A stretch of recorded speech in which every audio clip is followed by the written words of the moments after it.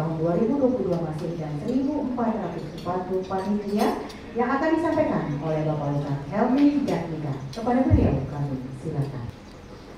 Assalamualaikum warahmatullahi wabarakatuh. Bismillahirrahmanirrahim. Alhamdulillahirabbil alamin. Assalatu wassalamu ala asyrafil mursalin sayyidina wa habibina wa syafi'ina wa maulana Muhammadin wa ala alihi wa sahbihi ajma'in. Subhanaka la ilma lana illa ma 'allamtana innaka antal alimul hakim. La haula wa la quwwata illa billahil aliyyil azim. Amma ba'du. Bapak Ibu, mari sama-sama kita baca doa ikuti setelah saya. Bismillahirrahmanirrahim.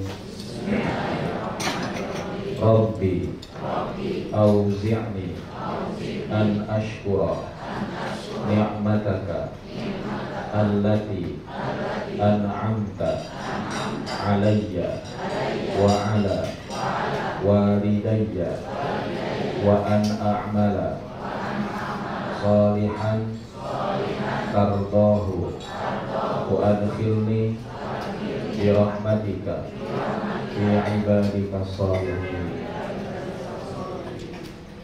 Labbaik Allahumma labbaik labbaik la syarika laka labbaik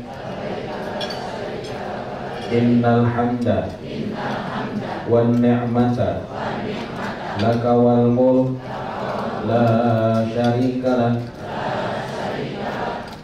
Hadratul afadil wal muhtaramin, para asatidz wal khusus al mukarram al ustaz Abdul Kharim yang tadi bacakan surat Al-Qur'an pada kita semuanya. Bapak-bapak, ibu-ibu, tamu-tamu Allah yang mudah-mudahan selalu mendapatkan kucuran ridho dan rahmat Allah Subhanahu wa taala. Amin. Pertama-tama rasa syukur sama-sama kita panjatkan pada Allah. Dialah Allah Subhanahu wa taala, Tuhan kita, zat yang Maha Rahman dan Maha Rahim. Zat yang Maha Pengasih yang tak pernah pilih kasih. Zat yang Maha Penyayang yang nikmatnya tak pernah terhilang.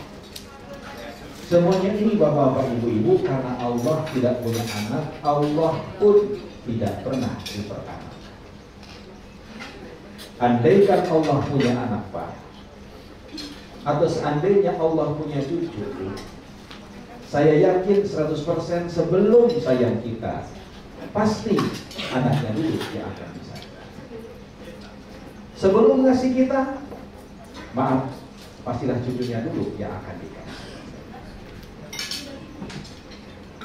Kemarin jamaah rahimakumullah, saya ngisi sebuah pengajian di sebuah majlis taklim di daerah Ciputat.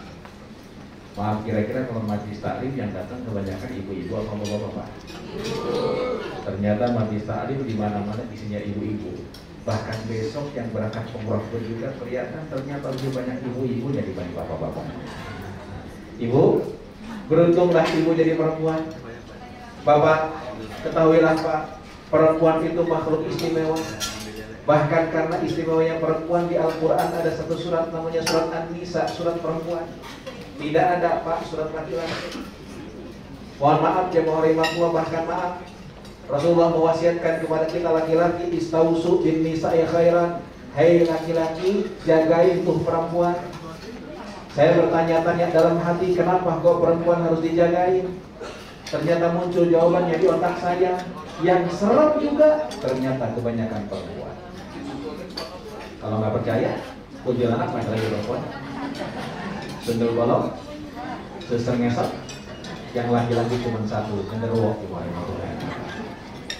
Nah, bapak ibu-ibu, selesai saya ceramah kemarin, ibu-ibu di Ciputat minta saya tutup pengajian tersebut dengan baca doa. Saya baca doa. Ketika saya baca doa, ibu-ibu diam, tenang, hening. Bahkan saya perhatikan ternyata ibu-ibu banyak yang menangis, meneteskan air mata ketika saya baca doa. Selesai baca doa, ibu-ibu di Ciputat ngambil tasnya. Itu tas dibuka, sapu tangan dikeluarkan, pisau pun diambil. kue yang di depan dia dibungkus semua. Saya tanya ke ibu-ibu, ibu itu kenapa kok sisa kue kok dibungkus dengan tisu dan sapu tangan? Ibu-ibu di Ciputat jawab, Ustaz, saya bungkus sisa makanan ini bukan untuk saya, tapi untuk anak di rumah, untuk cucu di rumah. Masya Allah, kejadian ini memberikan pelajaran tauhid bagi saya. Andaikan Allah punya anak, maka kita yang bukan anak Tuhan tidak akan pernah mendapatkan rahmat Allah. Makanya Allah firmankan, lam yalid walam yulad walam yakul lahu kufuwan. Bapak ibu-ibu, salah satu rahmat yang Allah berikan pada bapak-bapak ibu-ibu, insya Allah bapak ibu besok akan tinggalkan tanah air Indonesia, datang ke Madinah ziarah ke makam Rasulullah SAW, dan insya Allah akan melaksanakan ibadah umrah. Insya Allah berangkat ke Mekah, berangkat ke Madinah, ternyata beda dengan berangkat kemanapun juga di muka bumi ini suasana hati. Saya yakin bapak ibu sering pergi keluar kota, bahkan keluar negeri, tapi silahkan rasakan besok mau ke Amerika, sekarang biasa-biasa aja. Bahkan maaf, selama saya jadi ustaz, belum pernah mendengar ada orang pergi ke Eropa selamatan terlebih dahulu. Ada nggak kira-kira? Tapi orang berangkat umrah, berangkat haji, manggil tetangga minimal mohon maaf pada mereka. Besok mau ke Singapura, sekarang biasa aja. Apalagi kalau besok mau ke Singapura, itu yang namanya koper packingnya nggak beres-beres, Bapak. Dibuka, dimasukin, dikeluarin lagi, masukkan lagi, keluarin lagi. Bahkan mohon maaf makin dekat makin deg-degan. Kadang-kadang tetangga, kadang-kadang sudah nakut-nakuti apa kata tetangga, awas lo. Besok kalau pergi umroh di Mekah, yang tukang mukul di sini di sana, pukul. Yang tukang nyubit di sana, di sini disunuk di sana, dicubit. Mohon maaf bapak ibu-ibu, Allah itu bukan model kayak kita yang suka baperan. Andaikan Allah suka baperan, satu dosa langsung dibayar kontan di muka bumi ini. Jangan gede-gede, satu dosa dibayar dengan satu bisul, saya kira bisa kita bikin semua di rumah Allah. Tapi maaf, Allah tidak pernah buka aib kita. Yang buka aib kita cuma kita diri sendiri yang Allah. Tapi maaf, dengan doktrin ini, jamaah Indonesia itu baru Mekah gampang maka diatur. Di Jakarta, yang namanya ngantri susah. Di Madinah, Mekah, begitu kata orang Arab, satu-satu, langsung ngantri. Bahkan yang namanya pengemis di Mekah, Madinah, senang betul melihat orang Jakarta. Datang orang Mesir, baik. Datang orang Malaysia, pelit. Datang orang Jakarta, bagus kata mereka. Kenapa sebenarnya? Karena orang Jakarta, orang Indonesia dermawan. Padahal bisa jadi di Sukabuminya pelit. Begitu datang ke Mekah berubah jadi dermawan. Kenapa demikian? Karena orang tua dulu, guru-guru kita dulu suka mendoktrinkan. Kalau nanti satu ketika ke Mekah, ke Madinah, ada yang minta-minta, jangan ditolak, takutnya malaikat. Bahkan saking doktrinnya ini masuk ke dalam otak, ada jamaah kita dulu ketika hajian, pulang dari masjid desek-desekan, dompet yang dia simpan di belakang, di kantong belakangnya hilang. Pulang dia ke hotel, di hotel ketemu saya, dia ngadu, Ustaz, ya Pak, ada Bapak? Maaf Ustaz, alhamdulillah Ustaz, dompet saya diambil malaikat, kata dia. Saya bingung dengan pertanyaan ini. Lalu saya tanya, Bapak, yang namanya malaikat dari dulu diajarin ada 10. Ada Jibril, ada Mikail, ada Israfil, ada Munkar, Nakir, Rokir, Atid, Malik, Ridwan. Mohon Bapak, saya pengen tahu di antara 10 malaikat ini mana sih malaikat yang tugasnya nyopet? Tapi maaf ya Allah, Allah Subhanahu wa taala ya Allah. Kenapa kau muncul deg-degan di hati? Karena ternyata setiap orang yang datang ke Mekah Al-Mukarramah disunnahkan untuk membaca talbiyah. Talbiyah itu salam tanah haram. Labbaik Allahumma labbaik, sama-sama. Labbaik la syarika laka labbaik.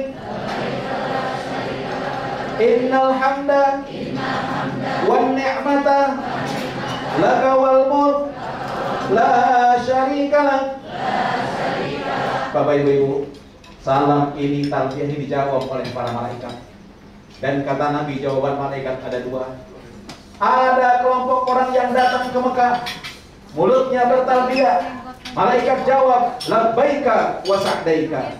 Silahkan tanpa Allah, masuk kebahagiaan buat diri. Apapun jadi indah, apapun jadi nikmat. Panas Madinah, dia munajat, ya Allah, tolong bakar dosa-dosa saya sebagaimana hari ini saya dibakar dari matahari. Bekuk kota Madinah, dia munajat, bekukan ya Allah kemaksiatan aku. Masuk ke restoran, dilihat ada soto Lamongan. Begitu dimakan, berubah jadi soto Bangladesh yang mau. Kenapa? Karena soto Lamongan yang masak orang. Tapi semuanya jadi indah, semuanya jadi nikmat. Namun ternyata tidak sedikit orang yang datang ke Mekah, mulutnya bertalbiyah, badannya dia pakai haram, kakinya masuk tanah haram. Dia berkata, labbaik Allahumma labbaik. Malaikat jawab, la labbaika wala sa'daika. Siapa yang manggil ente? Jasadnya sampai ke Mekah, roh ditolak oleh Allah SWT. Kenapa kok bisa demikian? Kata malaikat, zaduka haram. Bekal yang kau bawa uang haram. Rohilatuka haram. Ongkos yang kau bawa adalah uang haram. Mohon maaf yang mau lima datang dengan kesombongan, dengan keakuan. Bapak-bapak, ibu-ibu yang punya jabatan, tolong jangan bawa-bawa jabatan depan Rasulullah SAW. Tinggian mana jabatan bapak-bapak, ibu-ibu di depan Nabi? Bapak jadi pejabat, ada pensiunnya. Hari ini pensiun, masuk ke kantor, tidak akan dibukakan lagi pintu oleh satpam. Tapi maaf, Rasulullah ratusan tahun yang lalu sudah meninggal dunia. Madinah dibandingkan Bandung, lebih bagus Bandung. Madinah dibandingkan Bogor, lebih indah Bogor. Tapi Madinah tidak usah ada iklan, tidak usah ada promosi, didatangi jutaan orang. Karena di situ ada kubur Nabi kita Muhammad SAW. Gak ada apa-apa jabatan kita di hadapan Rasulullah SAW. Karena itu tolong Bapak Ibu-Ibu, besok kita akan berangkat malam ini, sempatkan untuk sholat sunnah taubat di hadapan Allah SWT. Sebelum adzan subuh, Bapak Ibu sholat 2 rakaat. Selesai sholat sunnah 2 rakaat, yang Allah sujud. Di sujud bicara, ya Allah, izinkan hari ini sebelum kaki melangkah datang ke tanah suci, hamba mohon ampunan kepada Engkau ya Allah Rabbana, karena kelalaian hamba akan sunnah dan ajaran Nabi-Mu ya Allah Rabbana. Tambah sholat sunnah hajat 2 rakaat. Mengapa? Karena kita berhajat agar supaya diselamatkan dalam perjalanan kita sampai ke Makkah dan Madinah, insya Allah. Bapak-bapak, ibu-ibu, sebelum Bapak Ibu berangkat dari rumah menuju ke bandara, tolong sempatkan sholat sunnah safar 2 rakaat di rumah masing-masing. Usolli sunnatan lis safari rakaataini lillahi ta'ala. Niat saya sholat sunnah safar 2 rakaat karena Allah Subhanahu wa ta'ala. Rakaat pertama setelah baca suratul Fatihah, Bapak Ibu bisa membaca surat Al-Fatihah. Rakaat kedua setelah baca suratul Fatihah, Bapak Ibu boleh disilahkan membaca surat Al-Ikhlas. Kalau Bapak Ibu tidak hafal surat Al-Ikhlas, bisa diganti dengan membaca Qul Hu. Sama aja. Nenek-nenek di majlis taklim disuruh baca Al-Ikhlas gak hafal. Kalau suruh baca Qul Hu, lancar aja. Para jemaah rahimahullah, Bapak Ibu-ibu, insya Allah besok kita akan terbang dengan pesawat Garuda GA968 yang insya Allah akan terbang pada jam 13.20 waktu Indonesia Barat. Karena itu, tolong bapak-bapak ibu-ibu sudah berkumpul di Bandara Soekarno-Hatta sekitar jam 10 pagi. Di mana kumpulnya? Bapak Ibu datang ke Terminal 3 Bandara Soekarno-Hatta, Terminal Internasional. Di mana saat tempat kumpulnya? Bapak Ibu begitu masuk Terminal Internasional, cari restoran namanya Sate Senayan. Kumpul di garut depannya nih, Mas. Jadi kan di dalamnya, di depannya. Di depannya. Insya Allah paspor besok akan dibagikan, boarding pass besok akan dibagikan. Tolong bagasi yang sudah dibawa kemari Jangan ada power bank di dalam bagasi. Kalau ada power bank, hari ini ambil. Kalau tidak, besok akan menghambat profiling jemaah rahimahullah. Tetap akan dipanggil orangnya. Kalau tidak ada orangnya, dibongkar, diambil power bank. Itu para jemaah rahimahullah. Insya Allah jam 13.20 Bapak Ibu, insya Allah kita akan take off menuju ke Madinah. Insya Allah. Pak Bu, sholat zuhur, asar kita bisa jamak takdim di Jakarta. Ibu Bapak sudah punya ini? Sudah punya ini? Ini dokumen pribadi. Jadi kalau namanya salah nggak masalah, dokumen pribadi. Ini ada jadwal keberangkatan, ini ada kegiatan sehari-hari. Insya Allah ya Bapak Ibu sudah punya PIN-nya, name tag sudah ada, name tag ini selalu dipakai, dan besok kalau bisa pakai apa namanya, baju NRA atau grup NRA agar supaya kita gampang, dan pakai name tag. Mohon maaf jemaah rahimahullah, itu nomor besar ada yang nomor 52, ada yang nomor 49, 50 itu adalah nomor bis. Jadi di Mekah, Madinah nanti bisnya tidak berubah-ubah itu. Ustaz, di bawahnya ada nomor kecil, ada 43, ada 40. Itu nomor kursi? Bukan. Bukan nomor kursi. Tapi itu nomor administrasi NRA. Nama Joko itu dalam satu bis bisa jadi 3 orang. Ketika ada yang perlu dipanggil, Pak Joko, ngacung semuanya. Bingung. Makanya kita pakai nomor itu agar supaya tidak ada yang terselip. Insya Pak Bu, 13.20 insya Allah kita akan terbang langsung ke Madinah. 9 jam kita di atas pesawat insya Allah. Begitu mendarat di Madinah Al-Munawwarah Bapak Ibu, langsung proses imigrasi. Insya Allah proses imigrasi sekarang lebih cepat dibandingkan tahun-tahun yang lalu. Dari situ turun jamaah rahimahullah untuk ketemu koper besar. Biarkan nanti porter-porter akan mengumpulkan dan akan dibawa langsung ke bis. Sedangkan koper kecil travel bag kalau besok mau dimasukkan boleh dimasukkan ke bagasi. Tapi begitu di Madinah nanti turun, ambil masing-masing travel bag, bawa ke bis masing-masing. Tapi kadang-kadang yang mau rahimahullah di Madinah ini, begitu kita turun nungguin koper, itu jamari itu apa namanya? Bea cukai sana, langsung ngomong, bro. Oh disuruh keluar, kita langsung keluar aja. Tas besarnya biarkan, tas kecilnya pun juga biarkan. Tapi kalau sempat kita ambillah tas kecilnya. Insya Allah langsung akan ke bus, dan insya Allah besok sore insya Allah kita akan sampai di Madinah. Karena itu sholat maghrib, sholat isya sebaiknya di jama takhir nanti di Madinah. Jadi Bapak Ibu besok di pesawat ketika masuk maghrib niatkan di hati, saya mau sholat maghrib di jama takhir di Madinah insya Allah. Karena syarat jama takhir ayat yang fil waqtil awal, harus niat di waktu yang pertama. Insya Allah dari bandara kita akan langsung menuju ke hotel. Dari bandara ke hotel setengah jaman kira-kira. Menuju ke hotel Bapak Ibu silahkan perbanyak baca sholawat. Sholawatnya bagaimana? Boleh Allahumma sholli ala Sayyidina Muhammad wa ala ali Sayyidina Muhammad. Boleh juga Allahumma sholli ala Muhammad wa ala ali Muhammad. Mau pakai Sayyidina silahkan, tidak juga nggak apa-apa. Yang penting jangan ribut berebut Sayyidina. Karena kadang-kadang sekarang di Jakarta orang berantem cuma gara-gara Sayyidina, Pak Bu. Saya pernah mau sholat zuhur, pas masuk ke masjid ternyata masjidnya ditutup, dijagain. Gak boleh sholat kita di dalam. Saya tanya sama tukang ojek yang mangkal di masjid itu, depan masjid, abang, ini kenapa kok masjid ditutup, dijagain, kita gak boleh masuk ke dalam, ada apa sih bang? Dijawab sama tukang ojek, Pak Haji, tadi pagi di masjid ada yang berantem. Lah, siapa yang berantem di masjid?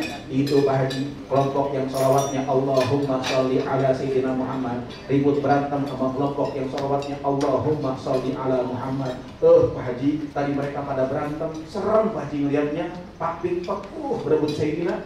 Allah Pak Haji, serem lihatnya mereka pada berantem.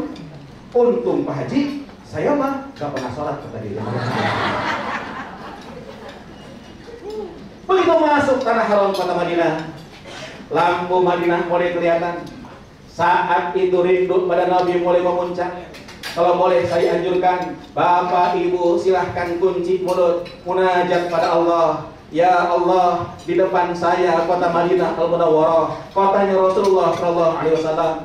Saya Helmi, ya Allah, umat Rasulullah yang belum pernah melihat bagaimana indahnya wajah Nabi saya. Tangan saya, ya Allah, belum pernah berjabatan dengan tangan mulia Rasulullah.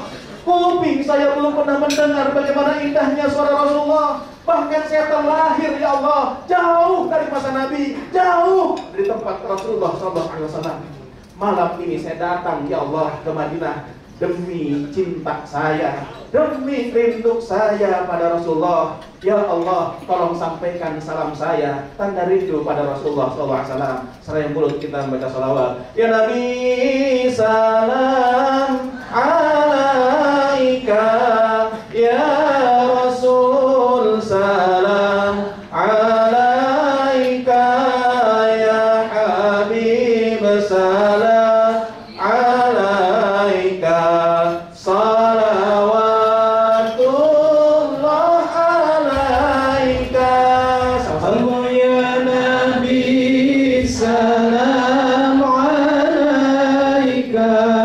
Ya Rasul, salam alaika.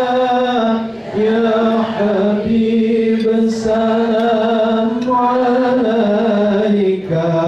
Salawatullah alaika.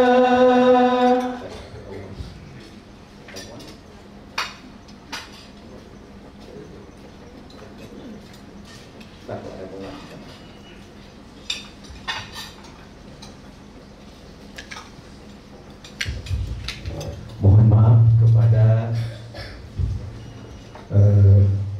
jemaah yang mempunyai mobil HRV putih B2659 TOF, mohon untuk digeser dulu. Sekali lagi kepada jemaah yang mempunyai mobil HRV putih dengan nomor polisi B2. Baik, Bapak Ibu-Ibu, sampai di hotel. Bapak Ibu-Ibu, insya Allah hotel kita di Madinah, Leader Munakarim. Leader Munakarim ini posisinya Jamaah Rimaplah di pintu 339. Jadi kalau Bapak Ibu-Ibu di halaman masjid ada pintu-pintu besar, Leader Munakarim pintu 339. Lewatin satu hotel, dua hotel, tiga hotel. Insya Allah Jamaah Rimaplah itu hotelnya cukup dekat ke Madinah atau Masjid Nabawi. Insya Allah. Sampai di hotel, koper besar biarkan. Insya Allah nanti petugas scanner akan mengantarkan ke depan kamar masing-masing. Sedangkan tas cabin, tas travel bag mohon dipegang masing-masing. Karena khawatir di situ ada barang-barang berharga. Bapak Ibu, insya Allah besok malam kita sudah berada di Madinah Al-Munawwarah. Insya Allah. Saya ingatkan di Madinah Al-Munawwarah, satu, adzan subuh di Masjid Nabawi 2 kali. Begitu pun juga di Mekah Al-Mukarramah. Adzan pertama belum masuk waktu sholat, karena adzan pertama tidak menggunakan as-salatu khairun minan naum. Adzan kedua masuk waktu sholat. 2. Madinah sekarang sedang musim dingin, udaranya berubah-ubah. Kadang 16 derajat, kadang 20 derajat, kadang 28 derajat, berubah-ubah. Karena musim dingin, adzan subuh di Madinah sekarang jam 5:30. Siangnya pendek, malamnya panjang. Jam 5:30 baru adzan subuh. Maka senanglah Bapak Ibu yang suka kesiangan di Indonesia. Insya Allah subuhnya nggak kesiangan. Kenapa? Karena adzan subuhnya jam berapa? Sholat subuhnya jam 6 pagi. Kalau masih kesiangan juga, emang dasarnya sebelum dimohon. Insya Allah.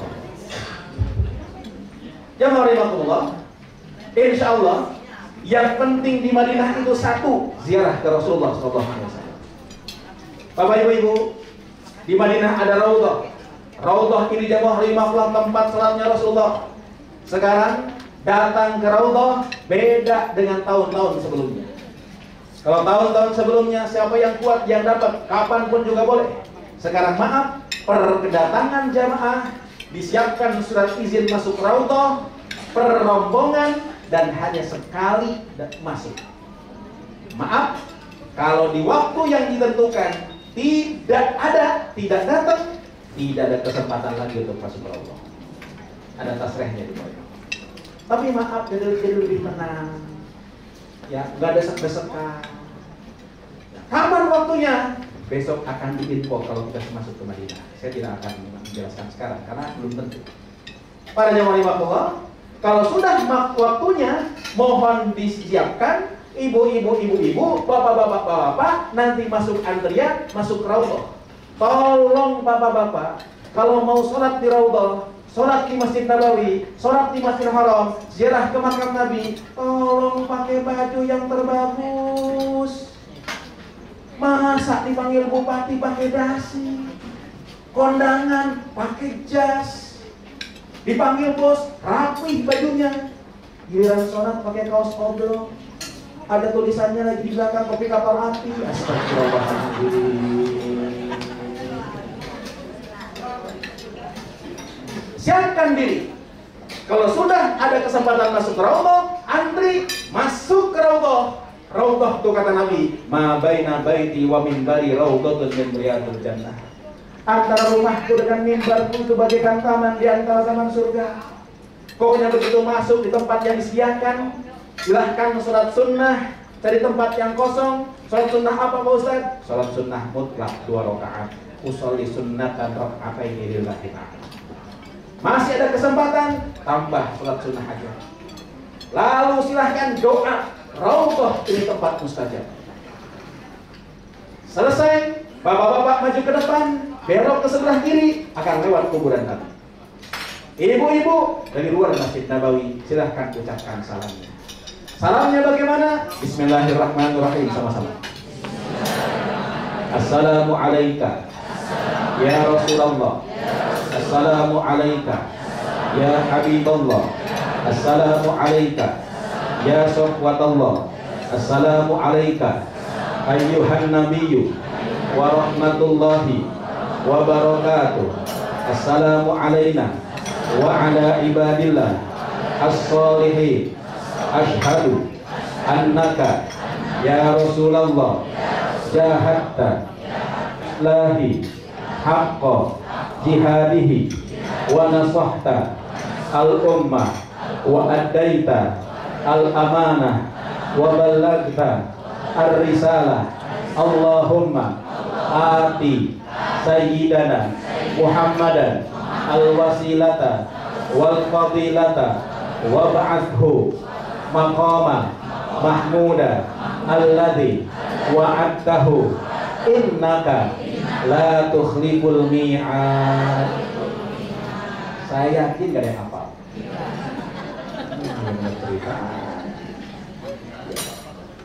Bapak Ibu, tidak usah khawatir. Minimal ketika Bapak jalan depan makam Nabi, Ibu di luar Masjid Nabawi, minimal ucapkan salam, assalamu alayka ya Rasulullah. Salam ini Bapak Ibu dijawab sama Rasulullah. Karena walaupun jasad Nabi telah wafat, ruhnya tidak pernah mati. Bahkan Nabi sampaikan, ma min ahadin yusallimu alayya, tidak ada seorang pun yang mengucapkan salam pada diriku, kata Nabi, kecuali Allah izinkan roh Nabi kembali ke jasadnya, hatta arudda alaihi salam, sampai Nabi menjawab salam kita semuanya. Sayang, kuping kita tidak mendengar jawaban Nabi. Apalagi kata Rasulullah, orang yang mati dengan orang yang hidup itu bagaikan orang nonton TV. Mereka bisa dengar kita, kita tidak bisa dengar mereka. Kenapa? Karena kita disunnahkan kalau lewat kuburan baca salam, assalamualaikum ya ahlal kubur. Mereka bisa jawab, tapi sayang jawabannya tidak kita dengar. Kenapa tidak didengar? Karena Allah sayang. Kalau bisa dengar, repot. Nah, Bapak Ibu, selesai ucapkan salam, mohon maaf, kalau saya begitu lewat makam Nabi ucapkan salam, assalamu alayka ya Rasulullah, silahkan bicara sama Rasulullah. Kalau boleh saya contohkan, saya ngomong, ya Rasul, ini saya Helmi, umat engkau yang belum pernah melihat wajah engkau, umat engkau yang belum pernah mendengar suara engkau. Tapi ya Rasul, izinkan saya punya cinta dalam hati saya, cinta kepada engkau wahai Rasul, rindu kepada engkau wahai Rasulullah. Ya Rasul, tolong terima cinta saya. Ya Allah, saya Helmi punya bapak, ini bapak saya. Ya Rasul, saya punya ibu, ini ibu saya. Hari ini ya Allah, di depan kubur Nabi, izinkan saya banggakan ibu dan bapak saya. Tertanamnya keimanan dalam hati saya, adanya cinta pada Rasulullah. Yang pertama kali mengenalkan, mengajarkan adalah ibu dan bapak saya. Teringat ketika kecil, ibu saya cerewet, nyuruh saya ngaji, ya Allah. Bapak saya galak, nyuruh saya sholat. Bahkan kuping ini jadi saksi, ya Allah. Dulu pernah dijewer, panas kuping saya. Dijewer ibu saya. Pantat saya dipukul karena saya malas sholat, ya Allah. Bahkan subuh ketika enak-enak tidur, tiba-tiba bapak datang dengan cipratan air ke muka. Kesel ketika itu pada bapak saya, ya Allah. Tapi sekarang saya rasakan, kalau bukan karena cipratan air mereka, usaha mereka, didikan mereka, tak akan pernah ada keimanan dalam hati saya. Izinkan ya Allah, saya banggakan mereka di hadapan Rasulullah SAW. Ya Allah, andai ibu dan bapak saya dalam hidupnya belum sempat datang ke Madinah Al-Munawwarah ini, saya yakin ya Allah, mereka bukan tidak cinta pada Rasulullah, tapi mereka berkorban demi kebahagiaan, demi keberhasilan hidup saya, ya Allah Rabbana. Tolong ya Allah, sampaikan salam pada Rasulullah dari ibu dan bapak saya. Saya yakin bapak ibu, kita bicara begini air mata menetes. Jangan harap kita menyebut nama Allah, hati akan bergetar.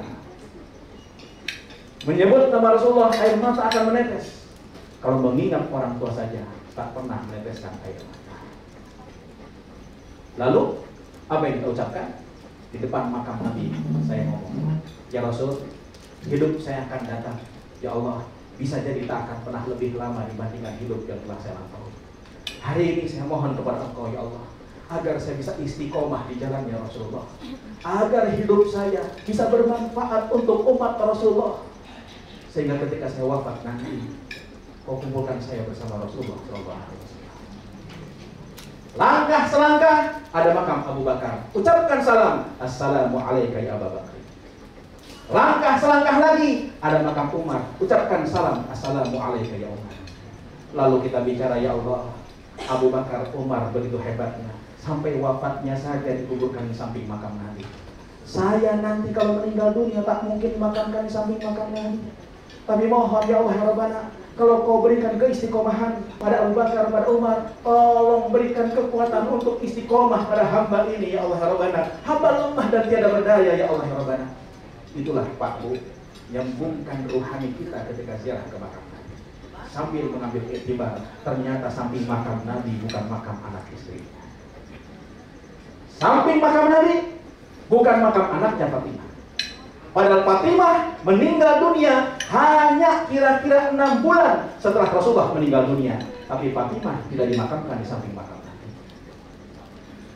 Yang dimakamkan di samping makam Nabi, 2 orang sahabatnya. Abu Bakar dimakamkan di pundak dan Umar dimakamkan di kaki Rasulullah SAW dengan posisi makam seperti ini. Jadi tengah makam Rasulullah SAW, dari manis makam Abu Bakar Siddiq radhiyallahu anhu, jadi cingir itu apa sih? Kelingking, makam Umar bin Khattab radhiyallahu anhu. Pertanyaannya adalah, kenapa kok di samping makam Nabi bukan makam anak istri? Bukankah raja-raja dimanapun juga pasti kiri kanannya makam anak istri? Yang kedua, kenapa kok di samping makam Nabi hanya 2 orang sahabat saja dikuburkan di situ? Bukankah sahabat banyak? Tapi kenapa kok di samping makam Nabi hanya 2 orang sahabat saja dikuburkan di situ? Jawabannya kapan-kapan kita jawab. Karena kalau jawab sekarang, waktunya habis. Insya Allah di Madinah, karena insya Allah saya akan ikut mendampingi Bapak Ibu-Ibu Januari Makmum, insya Allah. Nama saya Helmi Jatmika Januari Makmum. Kalau Bapak Ibu ikut Januari Makmum, insya Allah bareng dengan kita, insya Allah. Kalau besok di Madinah tidak sempat juga saya jelaskan, undang saya ceramah. Nah, pada Januari Makmum, insya Allah Bapak Ibu-Ibu kita akan berbanyak ibadah di Masjid Nabawi. Sholat di Masjid Nabawi pahalanya lebih afdal 1000 rakaat dibandingkan sholat di Jakarta. Bahkan besok di Masjidil Haram pahalanya lebih afdal 100.000 kali. Tapi tolong sholat di Masjidil Haram, di Masjid Nabawi, tolong jangan bawa-bawa kalkulator.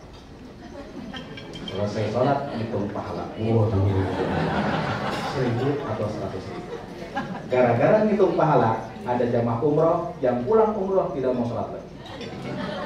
Pasti tanya, Bapak kenapa nggak pernah datang sholat lagi? Tenang Pak Haji, saya masih punya deposito, kata dia. Urusan pahala kita kembalikan. Insya Allah, ya Allah, hari Senin besok, Bapak Ibu akan kita bawa untuk pergi ke tempat-tempat yang sering datangi Nabi. Ada Masjid Quba, ada Masjid Al-Qiblatain.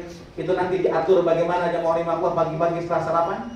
Dan insya Allah hari Selasa besok, insya Allah Bapak Ibu akan tinggalkan kota Madinah. Jam berapa Ustaz berangkat dari Madinah? Insya Allah ba'da zuhur 1:30 siang. Lah Ustaz, kalau berangkatnya 1:30, pagi-pagi ngapain dong? Pagi-pagi saya anjurkan setelah subuh ikutlah ziarah wada, pamitan sama Rasulullah. Masa saya datang ke rumah ibu, datang ke rumah bapak, ketemu muka, begitu pulang saya diem-diem, takutnya disangka maling, nggak sopan jamaah Allah. Makanya Imam Nawawi dalam Al-Idah fi Manasikil Haji wal Umrah menjelaskan, sebaiknya sebelum tinggalkan kota Madinah pamit. Bagaimana pamitnya? Pak Bu, masuk Masjid Nabawi. Kalau mau sholat duha silakan sholat sunnah duha. Tutup sholat duha tersebut dengan sholat sunnah mutlak. Usolli sunnatan rok'ataini lillahi ta'ala. Lalu setelah itu duduk, salam pada Rasulullah, Assalamualaikum ya Rasulullah. Lalu kita bicara, ya Rasul, saya Helmi umat engkau. Izin ya Rasul, hari ini saya akan pamit tinggalkan kota Madinah. Ya Rasul, sebenarnya saya ingin selalu dekat dengan engkau di kota Madinah. Rindu ya Rasul untuk sholat di samping makam engkau di Masjid Nabawi. Tapi waktu jua yang memisahkan hamba ya Rasul dengan engkau. Mohon ridho untuk hamba bawa ajaran engkau ke tanah air Indonesia. Ya Allah, saya mohon kepada engkau, izinkan kunjungan saya ke Madinah ini bukan kunjungan terakhir kali. Nanti satu waktu kembalikan saya ke Madinah ini. Kalaupun kau tidak takdirkan kesempatan itu saya dapatkan, tolong wafatkan saya dalam keadaan husnul khatimah. Kembali ke hotel, sebelum zuhur silahkan mandi. Sebelum kita umroh, sebelum kita ihram, disunnahkan kita bersih-bersih dulu. Mandi ihram dari ujung rambut sampai ujung kaki silahkan bersihkan. Niat ketika mandi tersebut, niat saya mandi sunnah ihram karena Allah Subhanahu wa taala. Kalau pakai bahasa Arab, nawaitul ghusla sunnatan lil ihrami lillahi ta'ala. Dari ujung rambut sampai ujung kaki silahkan basuh. Lalu jamaah rahimahullah, yang kumisnya enggak rapih, rapihkan. Yang jenggotnya enggak rapih, rapihkan. Yang kukunya panjang, potong. Lalu jamaah rahimahullah yang punya wangi-wangian, pakai wangi-wangiannya ke badan. Ganti bajunya pakai baju ihram. Berangkat ke Masjid Nabawi. Sampai di Masjid Nabawi, sholat sunnah ihram 2 rakaat jamaah rahimahullah. Untuk menghormati Masjid Nabawi, maka kita sholat sunnah ihram di situ. Ikut jamaah zuhur di Masjid Nabawi, tapi niatkan jamaah takdim. Jadi selesai ikut sholat maghrib dan zuhur, bangkit sholat asar jamaah takdim, lalu sholat jamaah lima asar, kembali ke hotel 1:30. Setelah makan siang kita siap-siap untuk tinggalkan kota Madinah. Semua jamaah sudah pakai baju ihram, termasuk bapak-bapak. Walaupun belum niat ihram, saya anjurkan sudah tidak pakai daleman. Kenapa saya tekankan begitu? Karena sering kejadian. Ada jamaah ketika di hotel ngomong, Ustaz, kita kan belum niat ihram. Iya Pak. Gini saja, saya nggak enak Ustaz kalau nggak pakai daleman. Nanti aja dah Ustaz. Kalau mau niat saya copot di Bir Ali kan Ustaz? Betul Pak. Berangkatlah kita ke Bir Ali. Di Bir Ali dia lupa nyopot celana dalam. Bisnya beda dengan saya. Berhenti di Mekah, kita sama-sama ke Mekah. Turun saya, dia juga turun. Begitu dia lain nengok ke belakang, lihat saya, begitu lihat muka saya, dia langsung ingat celana dalam. Dia datang ke saya, Ustaz, saya masih pakai celana dalam. Ini gimana Ustaz? Saya bilang, copot dalemannya, bayar dah. Karena itu bapak-bapak hati-hati. Besok hari Selasa sebelum berangkat ke Mekah, bapak-bapak dari hotel masuk ke masjid, ke bis. Saya dengan Mutawid insya Allah akan berdiri di pintu bis untuk ngerazia bapak-bapak. Insya Allah Kita akan berangkat dari hotel kita menuju kemana? 6 km atau 7 km. Kita akan sampai di sebuah tempat namanya Bir Ali. Masjidnya namanya Masjid Bir Ali. Wilayahnya namanya wilayah Dzulhulaifah. Inilah tempat miqat, tempat starting point umroh yang Rasulullah SAW tentukan. Silahkan turun dari bis, masuk ke masjid, sholat sunnah tahiyatul masjid. Selesai sholat sunnah tahiyatul masjid, kembali ke bis. Di bis insya Allah kita akan niat ihram bersama-sama. Bagaimana niatnya? Bismillahirrahmanirrahim, sama-sama. Labbaik Allahumma umratan, labbaik Allahumma umratan. Kalau yang mau panjang, nawaitu al-umrata wa ahramtu biha lillahi ta'ala. Mulut berkata labbaik Allahumma umratan, hati harus ikrar. Saya niat ihram, saya niat umroh karena Allah Subhanahu wa taala. Niat umroh ini jemaah rahimakumullah, berarti bapak-bapak, ibu-ibu tanda tangan kontrak dengan Allah Subhanahu wa taala. Maaf, kontrak ini tidak boleh dibatalkan. Apapun yang terjadi harus diselesaikan. Nggak bisa tuh begitu sampai ke Mekah ngomong, Ustaz, ini nggak jadi, boleh capek, aduh lagi penuh capek. Apapun yang terjadi harus diselesaikan. Bahkan maaf, kalau seandainya setelah niat ihram ini Allah perintahkan Israel untuk mencabut nyawa orang ini, maka maaf ya rahimakumullah, orang ini tetap dimandikan, tetap dikafani, tapi ya rahimakumullah, kain kafannya disunnahkan diambil dari baju ihram. Satu ketika sahabat Nabi, ketika dia habis niat, jatuh dari onta. Begitu jatuh dari onta, seketika meninggal dunia. Apa kata Nabi? La tukhammiruhu, jangan ditutupi kepalanya. Dikafani tidak ditutupi kepalanya. Fa innahu yub'atsu yaumal qiyamati mulabbiyan, karena nanti di hari kiamat dia akan dibangkitkan insyaallah dalam keadaan bertalbiyah labbaik Allahumma labbaik. Alangkah indahnya kalau kita bangun nanti dalam keadaan bertalbiyah. Ada yang mau daftar besok? Kan ada yang mau daftar. Nah, para jamaah rahimakumullah, insyaallah setelah niat ihram ini pun juga, maka larangan-larangan ihram berlaku, argo larangan ihram berlaku. Laki-laki tidak boleh menggunakan tutup kepala. Makanya besok begitu berangkat ke Madinah, ke Mekah, mohon maaf laki-laki jangan pakai peci, buka peci. Laki-laki tidak boleh menggunakan pakaian yang berjahit. Pakaiannya jamaah rahimakumullah bukan seperti kain, mohon maaf, bukan saya pamer kain, mohon maaf, kan ada jahit, ada yang nyambung itu antara ujung kain dengan kain yang lain. Laki-laki jamaah rahimakumullah hanya menggunakan 2 helai pakaian. Bawahnya disarungkan, atasnya diselendangkan. Laki-laki tidak boleh menggunakan sendal yang nutup tumit. Karena itu besok berangkat ke Madinah, ke Mekah, jangan pakai sepatu, pakai sendal, semuanya laki-laki. Perempuan dilarang menggunakan masker atau tutup muka. Tutup muka termasuk masker, termasuk cadar. Saat bagaimana dalam kondisi sekarang pandemi kan kita disuruh pakai cadar, ya udah pakai aja, insya Allah nggak bayar kan. Laki-laki dan perempuan dilarang menggunakan wangi-wangian, termasuk wangi-wangian, sabun, sampo, tisu basah, lip gloss. Apa yang blok-blok itu bukan blok apa namanya? Sunblock, nggak pakai. Nah, ini beliau Bapak Kiai Haji Ahmad Ibadi bersama Dr. Kiai Ibadi bersama.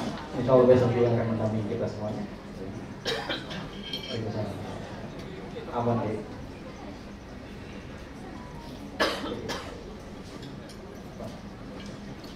Laki-laki dan perempuan jemaah rahimakumullah dilarang menggunakan wangi-wangian saya bilang tadi. Ustaz, laki-laki dan perempuan dilarang motong-motong tanaman. Laki-laki dan perempuan dilarang bercukur. Laki-laki dan perempuan jemaah rahimakumullah mohon maaf dilarang motong kuku, motong rambut atau gunting rambut. Ustaz, bagaimana kalau seandainya nyisir tiba-tiba tepet-tepet ke apa namanya? Ke kecabut apa namanya? Rambutnya, bayar damnya bagaimana? Nanti tanya ke Pak Kiai, jamaah rahimahullah, beliau nanti akan memutuskan. Laki-laki dan perempuan dilarang bercumbu. Bahkan kalau terjadi hubungan suami istri, satu umrahnya tidak sah. Dan dia jamaah rahimahullah harus bayar ontak, bukan kambing lagi. Tolong Bapak Ibu jaga akhlak kita, adab kita untuk datang ke tanah suci ini. Selama perjalanan insya Allah kita perbanyak baca talbiyah. Labbaik Allahumma labbaik, Labbaik Allahumma labbaik la syarika lak labbaik, innal hamda wan ni'mata laka wal mulk la syarika lak. Insya Allah jemaah imam kita akan berangkat ke Mekah 460 km dan insya Allah di Mekah langsung akan ke hotel. Hotel kita insya Allah di Hotel Swiss Al Maqam. Di Swiss Al Maqam ini di wilayah Zamzam Tower. Jemaah rahimahullah, di Zamzam. Jadi cukup dekat ke Masjid Nabawi. Dan Bapak Ibu dan Bapak-bapak tidak usah khawatir. Sekarang di Mekah ini banyak umroh plus. Plus apa? Plus Piala Dunia. Jadi yang suka bola di Swiss Maqam itu ada bola yang mau remako. Bahkan ada lounge khusus untuk nonton bola bareng. Masya Allah. Jadi nggak usah khawatir ke apa namanya timnya yang ditonton yang mau ya, di Swiss Maqam kayak ada lounge khusus. Kemarin saya baru pulang 2 minggu lalu, jadi tahu wah ini lounge untuk nonton bola nantinya mau remako.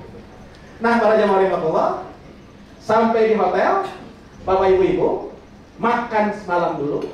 Habis makan malam baru siap-siap untuk melaksanakan umrah. NLA memfasilitasi headset. Headset itu apa? Alat bantu dengar. Sehingga insya Allah jamaah rahimakumullah, doa Ustaz bisa kedengaran semuanya. Diharapkan ini bisa bisa menambah khusyuk insya Allah. Nah, headset ini tolong, ini fasilitas NLA bukan souvenir. Bapak, mohon maaf Pak, pada hilang. Dibawa ke Jakarta. Tolong, ini fasilitas jaga bareng-bareng. Mentang-mentang bukan punya dia, dia wudhu main siram aja. Masya Allah. Tolong jaga. Kalau hilang, ganti. Nah, para jamaah rahimahullah, kalau headset ini sudah menyala, suara Ustadz sudah terdengar, maka Bapak Ibu boleh melaksanakan 3 hal. 1, cukup mengaminkan doa. Jadi ketika tawaf dan sa'i cukup amin, amin, amin. Cukup. Insya Allah doanya baik-baik. 2, matikan headsetnya, doa sendiri silahkan. 3, boleh juga ngikutin doa Ustaz. Allahumma habib ilaina. Tapi kalau ngikutin doa Ustaz, hati-hati. Beberapa minggu yang lalu jamaah rahimahullah saya bimbing pumbal 1 bis. Orangnya semangat ngikutin doa saya semuanya. Allahumma habib ilaina. Tiba-tiba putaran ketiga jempol kaki saya diinjak orang Turki. Orang Turki yang tinggi gede injak jempol kaki saya. Begitu keinjak Allahumma aduh. Itu jamaah kompak Allahumma aduh. Saya tanya Pak Haji, kenapa doanya pakai aduh? Ustaz, kita dengar semuanya. Ustaz doanya Allahumma aduh. Aduh bukan doa kaki keinjak. Masuk Masjidil Haram, Ka'bah mulai kelihatan. Begitu Ka'bah terlihat, kita baca doa. Bismillahirrahmanirrahim. Allahumma zid hadha al-baita ta'ziman wa tashrifan wa zid man azzamahu wa syarrafahu mimman hajjahu aw i'tamarahu ta'ziman wa takriman. Pada jamaah imam tatap Ka'bah, hati munajat, ya Allah terima kasih. Hari ini ya Allah kau berikan kesempatan saya berada depan Ka'bah al-Musyarrafah. Mata ini ya Allah bisa melihat Ka'bah yang dulunya hanya saya bisa lihat di TV ataupun di gambar. Ternyata kau takdirkan saya datang ke depan Ka'bah ya Allah. Ya Allah, saya bisa kemari bukan karena kehebatan saya, bukan karena kekayaan saya, bukan karena pintaran saya. Ya Allah, ketika saya nikah, saya betul-betul memulai hidup baru. Ya Allah, nggak punya apa-apa ya Allah. Bahkan piring aja dikasih mertua, ya Allah, ya Rabbana, ngontrak. Tapi ternyata kau berikan kemudahan dalam rezeki. Hari ini kau takdirkan saya kemari, makasih ya Allah, ya Rabbana. Baru setelah kita tenang, kita mulai tawaf ya Allah. Tawaf ini merupakan rukun umroh. Apabila tidak tawaf, sah, tawafnya tidak sah, maka tidak sah umroh. Tawaf dimulai dari sudut Hajar Aswad. Maaf, itu ada Hajar Aswad tuh gambarnya dari situ. Begitu kita melewati yang merupakan garis Hajar Aswad ini, kita angkat tangan sambil ucapkan salam. Bismillahirrahmanirrahim sama-sama. Tidak usah berhenti dulu ngadep kiblat. Sambil jalan aja Bismillahirrahmanirrahim. Dan jangan begini Bismillahirrahmanirrahim. Baik. Bapak Ibu, Hajar Aswad ini Rasulullah memberikan 3 pilihan. 1, cium. Bahkan Sayyidina Umar rahimahullah ketika akan nyium Hajar Aswad ngomong, innaka la hajarun. Hajar Aswad, kamu tuh batu. La tanfa wa la tadur.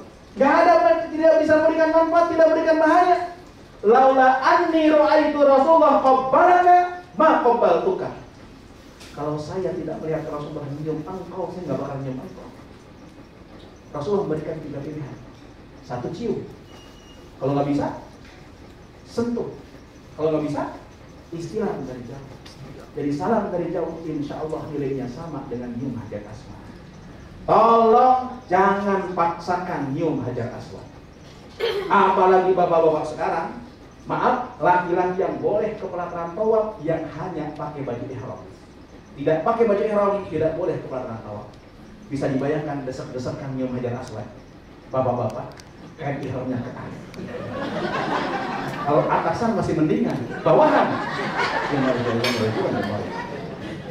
Jadi tolong jangan paksakan nyium Hajar Aswad. Sebelum pandemi Bu, saya jam 11 mau ke masjid. Tiba-tiba ada jamaah NRA, saya lihat dari membeknya keluar dari masjid, bajunya pasiksa. Tahu pasiksa itu? Acak-acakan.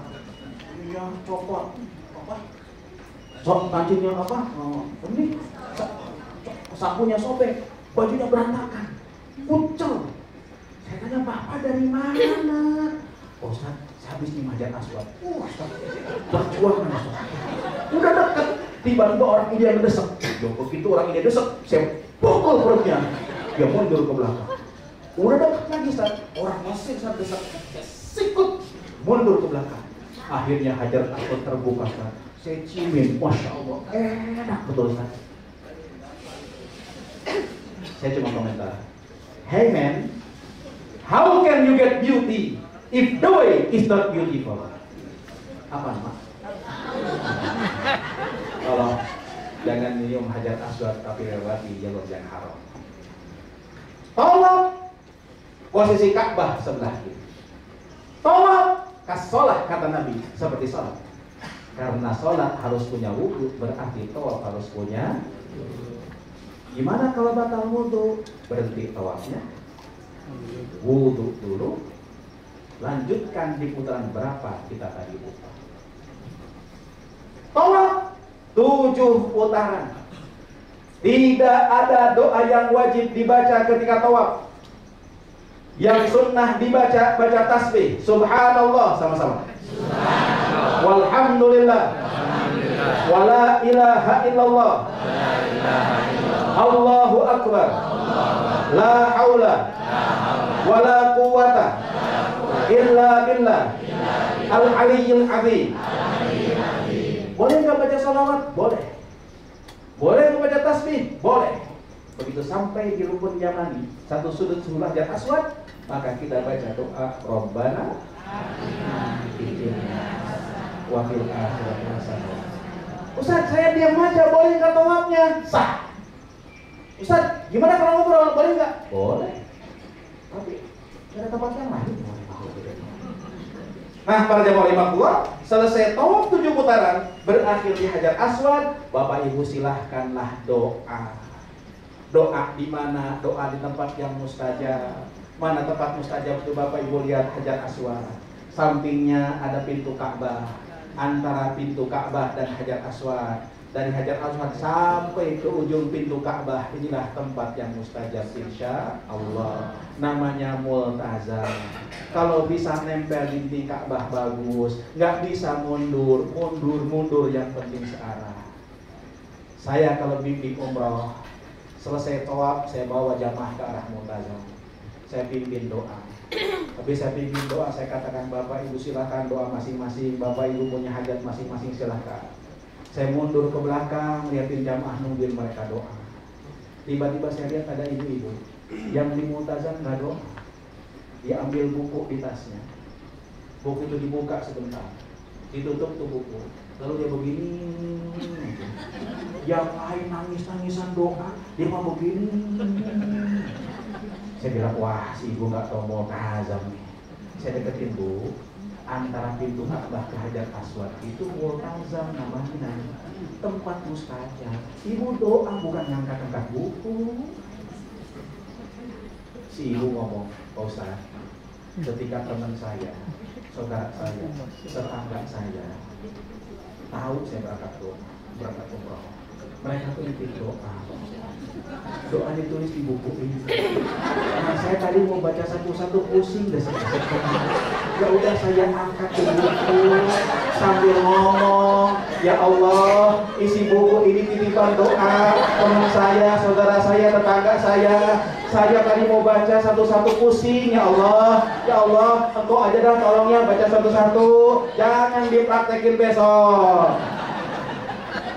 Karena saya yakin Bapak Ibu-ibu kan dititipin doa kan? Duduk depan Ka'bah, baca satu-satu insya Allah. Beres doa di situ, lihat Bapak Ibu ada makam Ibrahim. Kata Al-Quran, wattakhidhu min maqam Ibrahim musalla. Jadikan makam Ibrahim tempat. Salatlah di belakang makam Ibrahim. Kalau tidak bisa belakang makam Ibrahim, cari tempat yang lain. Yang pasti belakang makam Ibrahim merupakan tempat mustajab. Beres jamaah rahimahullah, doa salat di belakang makam Ibrahim. Bapak Ibu cari air Zam-Zam, ambil air Zam-Zam. Kata Nabi, ma'u Zam-Zam lima syuribalahu, air Zam-Zam itu tergantung niatnya apa. Tapi jamaah rahimahullah, air Zam-Zam ternyata Rasulullah ketika minum air Zam-Zam itu dalam keadaan berdiri. Makanya berdiri ngadep kiblat sambil baca doa. Bismillahirrahmanirrahim. Bismillahirrahmanirrahim. Allahumma barik lana fima razaqtana wa qina adzabannar. Doa apa Bu? Kenapa Ibu ikuti? Saya kan nyuruh Pak.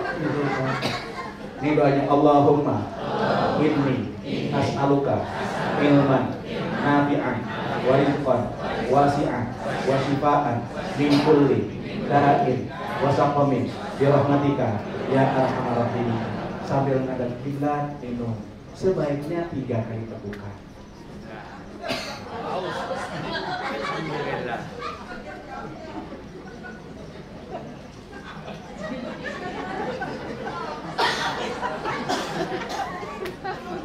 Jangan begini Bu, kurang bagus.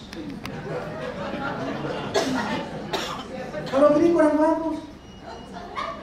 Glok.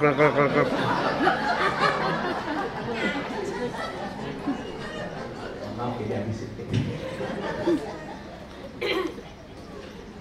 Ambil air lagi saya. Bukan aus, nyontoin. Nah, para jemaah rahimahullah, selesai Bapak Ibu-ibu minum air Zam-Zam, silahkan cari tempat sa'i. Insya Allah nanti ada mutawif yang akan kita. Sa'i tidak disyaratkan punya wudu. Jadi kalau seandainya batal wudu, lanjutkan sa'i. Ustaz, saya kayaknya nggak kuat dasar sa'i ini. Karena kan 400 meter kali 7, 2,8. Berat, Ustaz. Apalagi ada nanjaknya di belakang. Tenang, tidak usah khawatir. Di sofa banyak orang Arab yang nawarin dorongan. Bisa pakai dorongan itu. Tapi biasanya kalau yang dorong orang Arab itu ngedorong yang nggak pakai rem. Gaspol. Ustaz, saya nggak berani, orang Arab kan nggak pakai rem, kata Pak Ustaz. Betul, tidak usah khawatir. Naik ke lantai 2 ada skuter. Skuter bayarnya 50 real. Itu jamaah lima. Kalau berdua 115 real. Bisa aja. Yang pasti sa'i dimulai dari Bukit Sofa menuju ke Marwah. Sofa ke Marwah dihitung 1. Marwah ke Sofa dihitung 2. Sofa ke Marwah dihitung 3. Sofa ke Marwah dihitung Marwah ke Sofa dihitung 4. Sofa ke Marwah dihitung 5. Marwah ke Sofa, Sofa ke Marwah, Sofa selalu genap, Marwah pasti berakhir pasti di Marwah. Pak Bu, antara Sofa Marwah itu ada Batul Wadi. Batul Wadi itu apa? Lembah dulunya. Dulu jamaah ulama wah hajar lari di situ. Kenapa? Karena dia nggak bisa lihat anaknya. Khawatir terjadi apa-apa dia lari. Nah sekarang dikasih lampu hijau, tidak turun cepat. Laki-laki dianjurkan lari kecil, perempuan tidak dianjurkan. Sa'i tidak ada doa yang wajib dibaca. Baca takbir boleh, baca tasbih boleh, baca sholawat boleh, diam itu saja boleh. Kalau sudah selesai 7 kota di Marwah, silahkan gunting rambut tahawul. Yang gunting siapapun juga boleh. Beres sudah prosesi umrah, silahkan berbanyak ibadah di Masjidil Haram, dan insya Allah Bapak Ibu nanti di Masjidil Haram kita akan atur untuk Mekah untuk sini tuh. Sekaligus umrah yang kedua. Umrah yang kedua ini insya Allah kita ambil mikotnya di Jirana. Umrah yang kedua ini boleh untuk pribadi, boleh untuk mengumrahkan orang lain. Syaratnya orang yang diumrahkan, orang yang tidak bisa lagi datang ke Mekah untuk melaksanakan umrah. Satu niat umrah hanya untuk satu orang. Misalnya, saya niat umrah untuk bapak saya, tanpa disebutkan nama pun juga bapak nggak jelas. Untuk ibu saya, tanpa disebutkan nama ibu sudah jelas.